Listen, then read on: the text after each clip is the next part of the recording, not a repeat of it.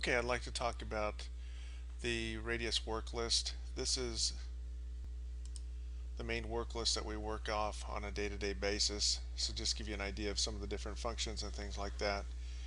The entire work list here is fairly customizable. If you go up to this corner button here and hold that down, this are this shows you all the different options that you can have, which will display things along the top here. So for instance, if I wanted to have the birth date displayed, I would click that button right there and it would display the birth date for me. So you're able to customize this to include a lot of different information, some of which we may not necessarily need. So every user will have different things on there for the most part. However, there's certain things that everyone is going to want to make sure that they have up here. Everybody's going to want to make sure that they have the priority of the exam, which you can see right here. So these exams here are routine priority. You need to have this button that says verified. That's going to tell you which ones. I'm sorry, I'll come back to that one actually.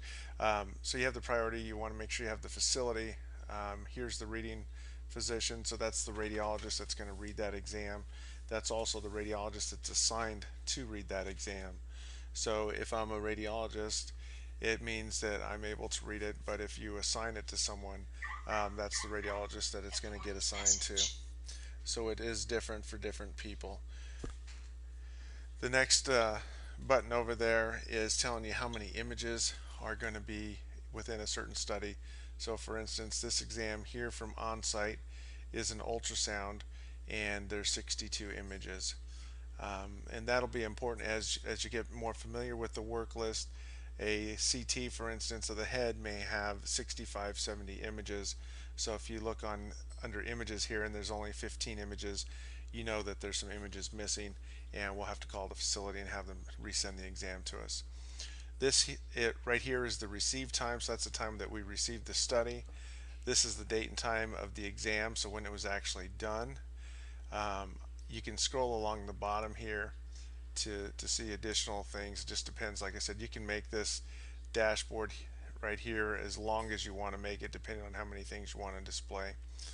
The object type is basically telling you what kind of exam we're dealing with. So here MR stands for MRI, US is ultrasound. If we look down, it looks like we don't have any x-rays. Oh, I'm sorry, there's one right here. So where this says CR, that's an x-ray.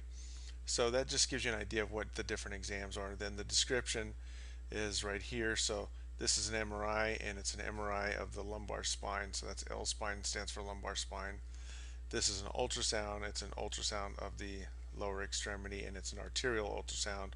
Whereas this one right here is a venous ultrasound. This one is an abdominal ultrasound. And then we have the age of the patient here. We have the sex of the patient. In this column here, there's nothing there right now, but if you look up here, it says fax. And so if you're a workflow coordinator, that's pretty important to have that on there. Fax just means that report actually got faxed out to the hospital. Now, every facility is not going to get a fax, but most of the hospitals will get a fax. So we want to make sure that you're checking that fax went through successfully. That's going to confirm that it all went through. And I'll show you that real quick on a different screen here.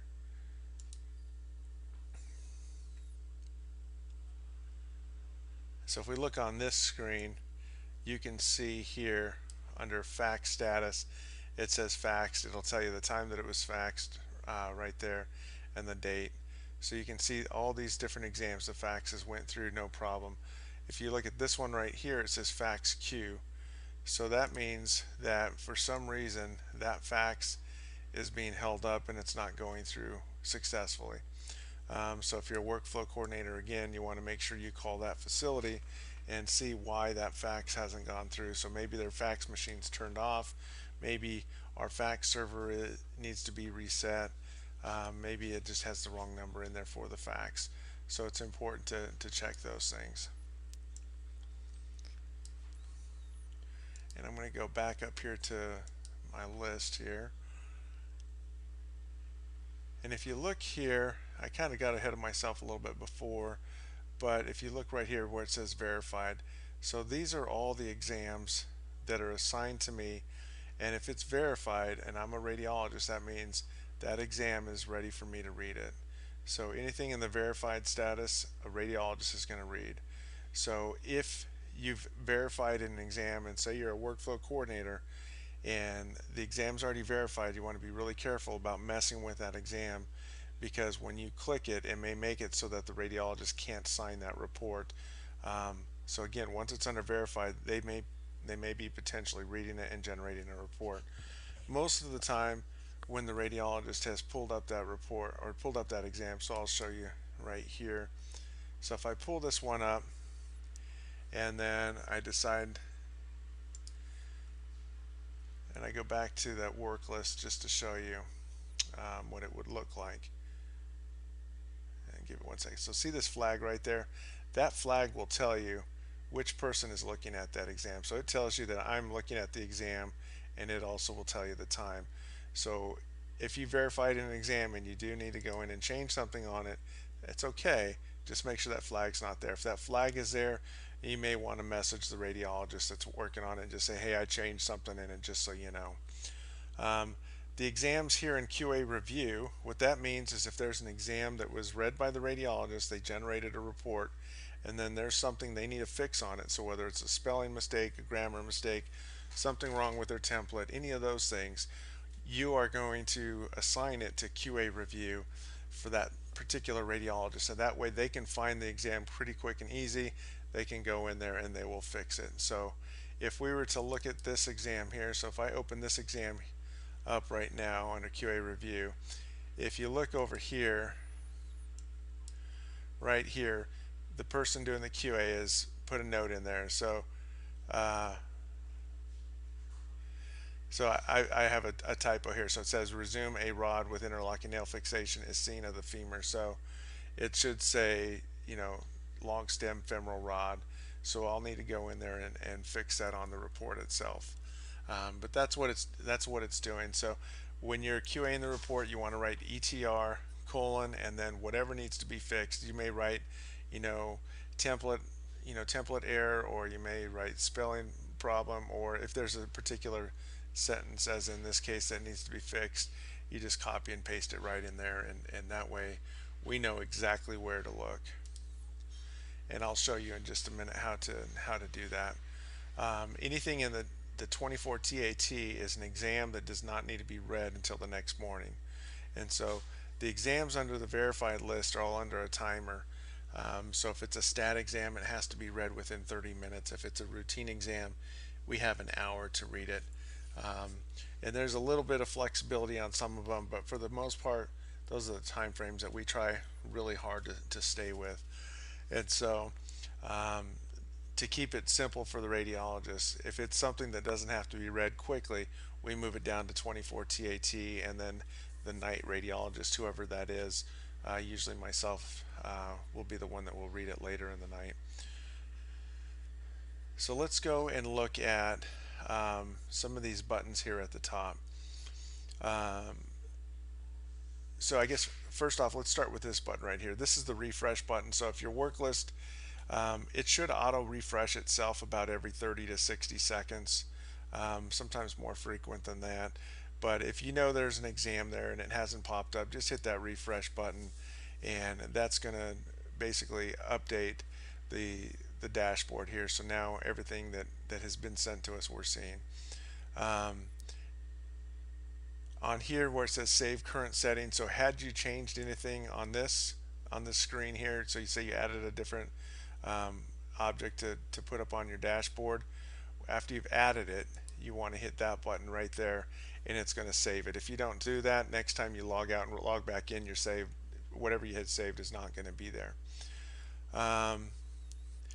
Default settings, you don't really have to do too much with that one. This one right here is important because it's going to retrieve the next set of records. So the dashboard is basically set up to load, however many studies fall into a certain criteria. So right now on my work list here, you can see there's a total of 35 studies. So right here where it says 35, well, it's only going to load 250 exams at the most at a time. So if you're working on, maybe you're doing QA for the month or something like that, and you need to see more than the 250 exams, you would hit this button here, and it's going to show you an additional 250. So every time you hit that button, it's going to give you an additional 250 exams to look at. So then you'll see it be 500, and then next time you hit it, it'll be 750, etc., until you see however many you need to see. Um, if you look up here, this just tells you the user. Now I'm the master user, so I can see everybody else that's on the system. Um, but so that's what this is here. So if somehow that button got changed and the username wasn't yourself, you would just want to double check that to make sure. The work list, you can set up different work lists. You can set up as many as you want. I have different work lists that I've set up for myself, which are based on the workflow that I need to have.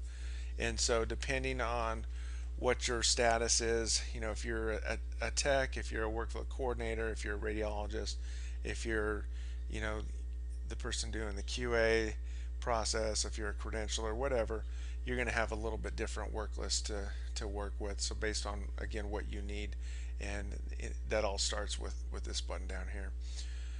So if you wanted to change a work list, this is the button you would use to mess with the settings. So I hit that button and it's going to bring this screen up, and so you would hit new and you would put in whatever it is that you're trying to accomplish here, and I'll probably show you how to do that on a different session. This button here, it looks like a picture of a person. So this button is really going to have to do with the patient's information. So say they send an exam over and they call you up and they say, hey, we spelled the patient's name wrong, or we gave you the wrong birth date, or anything like that. This is where you'd fix it. So you hit that button, this screen is going to pop up right here, and so you can go in here and you can correct the spelling of the patient. Maybe the social security number was put in wrong, the date of birth, things like that, marital status, sex. They'll mess up the sex once in a while, and you have to switch that over. You'll also be able to see the history. This just tells you what studies they're sending over right now. So, for instance, we've pulled up under a right hip exam, but this tells us they've also sent a left knee and a lumbar spine for us to look at. And I'll close this one out. This button right here it's what's called the I button. So if I click that button, the I button is going to allow me to put notes or information in that really has to do with the exam itself. So not so much the name of the patient, but more, so not the demographics of the patient, but more related to that specific study. So for instance here, where it says study description, say they sent over a venous study and they accidentally marked it as a lower extremity arterial. So you'd go in here and you would change that to venous, and that would take care of that. Maybe they sent it over and it was actually ultrasound, but they accidentally marked it, as an MRI. So they marked it as MR. So we'd go in there and pick ultrasound and correct that. The laterality, so if it's right, left, bilateral, B for bilateral. Body part is just what we're looking at, so pretty self-explanatory. The other thing that's important here is the priority. So we can change the priority in this screen here, so we can put it, as a critical finding. NFC is to demarcate a new facility or a new customer.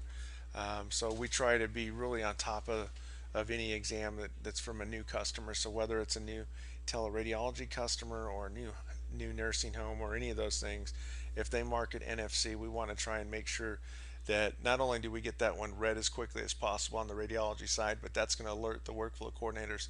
Just double check that one, make sure we have a good report, so do a good QA on it, make sure that the fax went out if it's an exam that needs to be faxed, that kind of stuff. A stroke is if there's a stroke protocol. So if it's a head CT from a hospital, they're going to send us a head CT. They're going to mark it as a stroke. We have to get those results back to them within 15 minutes. The other thing is we call all results to the hospital. So if the hospital sends us a stroke protocol head CT, we need to make sure that we call the hospital back. Even if that stroke was negative, we still call them. So if it's positive or negative, we call on all strokes. Otherwise, typically the radiologist will tell you when to call for certain exams. But again, all stroke protocols, you automatically will call the hospital. You can mark the status as a stat, so that means 30 minutes for the turnaround time. Fracture just means that when the technologist took the x-ray, it was obviously fractured. So anything that's going to be marked fracture, we want to get read pretty quickly as well, so they can get them treated as quickly as they can. High priority, medium priority, routine. Um, so again, we try and get everything read within an hour. Technically, a stat is 30 minutes. I think technically a routine is 2 hours, and a medium is 1 hour. I'm sorry, a high priority is 1 hour. But again, we try and get everything read within 1 hour, unless it's a 24 TAT exam. Um, and so if it is a TAT, so 24 TAT again means it doesn't have to be read till the next morning. Um, and then there's some things here which are really QA. So this has to do with our QA process, and I'll come back to that a little bit later to explain those there. The status. So again, if it's verified, that means it's going to pop up on the radiologist work list that exam is assigned to. So if it's not verified, it may be in ready for QA. That means that the facility that's sending that exam to us is still checking that exam. So they may be making sure that all the images are there. They may be trying to get a prior report or a prior image to send over. So that means they're still working on it. So when it's in that ready for QA status, the radiologist will not see that exam on their list, on their work list.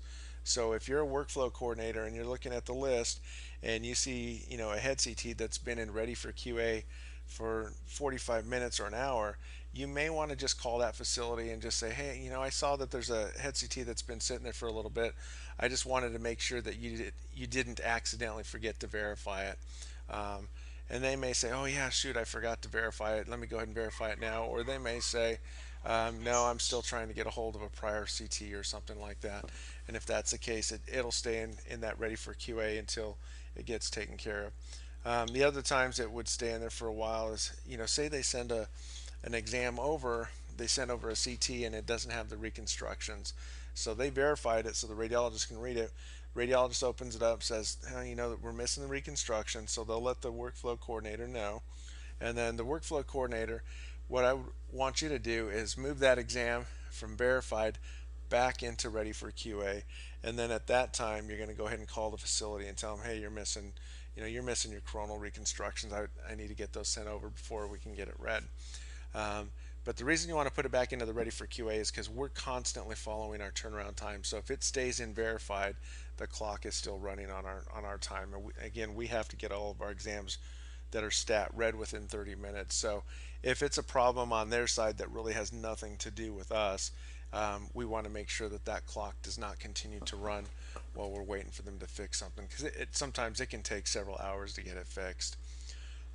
Merge priors, this status, we'll put it in this status when there's something that needs to be fixed on the exam that's going to take some time. So for instance, if there's a prior outside exam, so maybe we got an examination from one of the imaging centers and there was a previous MRI done at a hospital, they're going to need to get a hold of that previous exam, and it may take them anywhere from a couple days to a couple weeks. So we go ahead and move that exam into the merge prior status. That way, it doesn't stay on the regular workflow work list. We want to try and keep that work list as clean as we can. The preliminary status is, so if there are any exams that are being read, and maybe there's not a doctor licensed in that particular state available at that time, and it's some kind of stat, we need to get it read quickly. So we'll have somebody give a preliminary report. Then we make sure and mark it as preliminary, and then a radiologist that has a license in that state will come back and reread that exam as quickly as we can. Again, QA review we talked about a little bit. That's the status you're going to put it in if you've made a correction. So if you need to tell the radiologist something to fix on that report, you would put the notes down here, I believe under comments. So you'd put ETR, and maybe there was a problem with the template, so you just put ETR and then template issue. and then you would make it a QA review, and that way the radiologist will find it. We talked about 24 TAT, those are exams that just don't have to be read right away. So there's all kinds of different statuses here, as you can see here, but I've kind of talked about the major ones there. The assigned personnel, this right here, reading physician, that's the radiologist that's actually going to read the exam. A lot of times the technologist will be listed here. It depends on the facility in terms of what kind of DICOM tags that they're sending over, but sometimes it'll transmit this information. If there's a consulting physician, so this is set up so that, say Dr. Smith orders a head CT on his patient, only Dr. Smith is going to be able to log into the physician portal and see his patient. So now maybe Dr. Smith saw the patient and he orders a neuro consult. So now Dr. Brown is going to come in and do the neuro consult. We want Dr. Brown to be able to see it as well. So we'd go to this button here, click add, and we'd type in, the name of the physician that we want to be able to see that exam, and then we'd hit add, and it's going to be there. So that way both doctors will be able to look at the exam. And let me get out of here. That shows most of the things there. This button here where it says delete, you got to be kind of careful with that one. If you hit that, so anything that's highlighted blue, that's the field that you've selected, and if you hit delete, you could potentially delete the study off the system. So we don't want to hit that button if we can help it. Now there's some other functions on the actual dashboard here. So if I highlight a patient and I right click, you'll see some different options here. So a lot of these are kind of a shortcut to these buttons that we just talked about up here. So this is a shortcut way to get into the status, for instance. So if you want to mark it as signed, or TAT, or say it's a prior exam, you can mark it prior there. So the status will give you a shortcut here.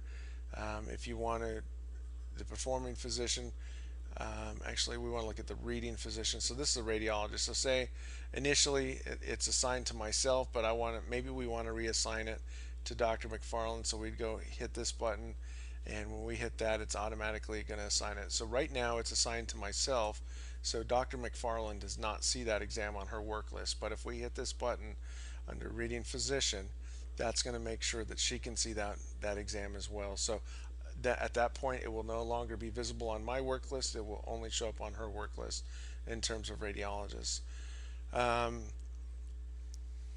For priority, this is a shortcut to the priority. So again, that's a shortcut to the I button up there. But we can mark it whatever priority we need to: high, stat, fracture, routine, any of those priorities. These ones down here that have to do with, that say QA, those are statuses or priorities that the radiologist is going to set up after they've done their QA. So when we read exams, we have to overread between 6 and 10% of all exams that we've initially read. So they're going to automatically get assigned to a QA list, and when that radiologist reads that exam, they're going to say QA1, which means totally agree with what the previous radiologist said, and par means that the image quality was good. If the image quality wasn't good, but they agreed, they'd say QA1 and pick image subpar. If they pretty much agreed with the previous radiologist, but maybe they would have worded it a little bit different, they would hit QA2 and again par or subpar. If if the report was pretty much in disagreement with what the other radiologist said, but it was not a critical problem, so maybe the radiologist said the finding was on the right and it was actually on the left, or maybe they said that there was a kidney stone, or there wasn't a kidney stone there, and on the review maybe there was a tiny kidney stone, but it wasn't a huge deal. In other words, it wouldn't have really changed the clinical practice. We'd give it a QA3, and again par or subpar. But QA4 means that the initial radiologist missed something on that exam that would have definitely affected clinical care. So maybe they missed an appendicitis, or they missed free air in the abdomen, or a little bit of blood in the brain, or something like that. Those are the things they're going to get a QA4, and anything that's a QA4 or a QA3 is going to get basically a phone call from myself to that facility to discuss it with them further. But that just explains what these are under priority. The next thing right here is called audit trail, and this is actually really important. It contains a lot of very useful information. So we hit the button audit trail. So we're looking at Myron Apple. It looks like a lower extremity venous exam. We go down to audit trail. We pick study audit trail right here. When I hit that, it's going to load this page right here, which is going to tell me basically everybody that's had any contact with this examination. So it's going to show all the different statuses. So it's going to show me, for instance, they were performing the exam at this point here. So on 3/13 at 10:39, they were performing the exam. It looks like, let's see, Brookdale. I'm sorry, it just says system here. Then they were inserting something into it. Then at some point, somebody named Patricia Campbell viewed the study, and you can see over here the status. At this point, it's in ready for QA status. So they're viewing something. Maybe they're attaching a report or looking for a prior exam, something like that. Patricia Campbell is more than likely the sonographer that actually did it. And then, so you can see she actually verified this exam. So right over here it says verified. So she verified that exam to be read at 11:04 p.m. So now we know exactly when that exam was basically actually sent over to our system to read. And then you can see at 11:04:18 she verified it. 22 she assigned it. And then you can also see that Anthony Gonzalez, who is one of our workflow coordinators, he went in at 11:43 and he assigned that exam to myself. Typically we want to assign these within 30 seconds to a minute by the workflow coordinator, but in this case he knows that this is an exam that's actually going to end up ultimately in 24 TAT, so that's why he wasn't in a huge rush to get that assigned to myself. This is also going to be important because let's go back to this screen here, and if you look right here as we're talking, there's an exam that came through from one of the hospitals, from Atchison Hospital. It's a CT of the abdomen, and if you notice the color is red at this point, that tells us that it's a stat exam. So if the color of the letters is red, it's a stat. If the color of the letters is green, it's going to be a high priority. If the color of the letters is just this normal black, it's going to be a routine status. And you can see that these ones down here that are green, the reason they're marked high priority but still in 24 TAT, that means they have a doctor's appointment early on Monday morning, so we need to make sure and get those done sooner than later, but we still have until tomorrow to get them done. But I'm going to take you to this list here just so I can show you a little more information on that page. So let's pull one up that's been taken care of and actually faxed and all that good stuff. So hold on one second. Hey Anthony, I'm on top of it. I'm on top of it. Thank you, sir. Okay, bye. Okay, sorry about that.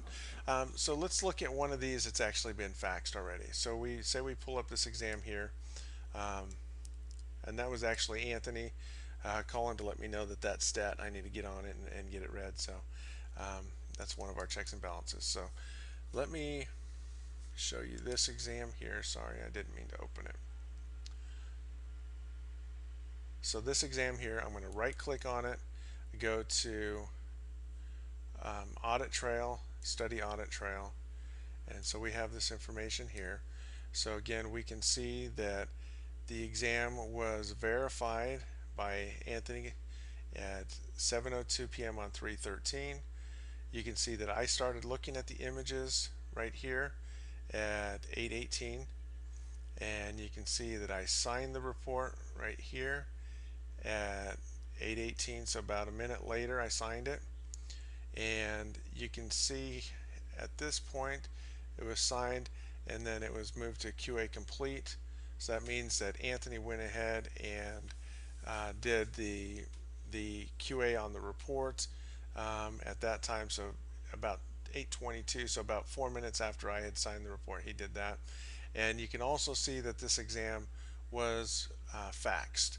So this is important. So sometimes maybe a facility will call and say, hey, we didn't get our fax. So that's fine. Let me just check the audit trail real quick and see what happened to it. So in this case, we look here and we can say, well, yeah, it shows that it got faxed to this number right here. So you tell them the number and just say, is there a different number you need me to fax it to, or would you like me to refax it to that number again? Just trying to help them out. But so we know for our records that the fax went through. We know it went through to this phone number right here, and this is even telling us the facility that it went to, Presbyterian Manor. So that's what the audit trail is really useful for. It will give you a lot of information about what happened to that exam, who's looked at it when, where we're at in that process, those kind of things. Um, and then the last thing on here is unlinking a patient and exporting a patient.